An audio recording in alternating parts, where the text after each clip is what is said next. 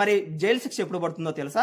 ఇక్కడ డ్యామేజ్ చేయడమే కాకుండా ఎవరికైనా కానీ వ్యక్తికి ఇంజూర్ అయితే అయింది అంటే, ఒక వ్యక్తిని అయితే గుద్దారు మీరు, అతనికి కాలు చేతిలో ఫ్రాక్చర్ అయింది అనుకోండి, అటువంటి సమయంలో మాత్రమే మీకు 600 దినాల నుంచి 1000 దినార్ల ఫైన్ ప్లస్ 3 సంవత్సరాల జైలు శిక్ష అన్నది పడుతుంది. ఇదైతే గుర్తుపెట్టుకోండి. మీలో ఖచ్చితంగా ఎవరికైనా కానీ వ్యక్తిని గుద్దినట్లయితే కనుక ఖచ్చితంగా మీకు జైలు శిక్ష అయితే తప్పదు.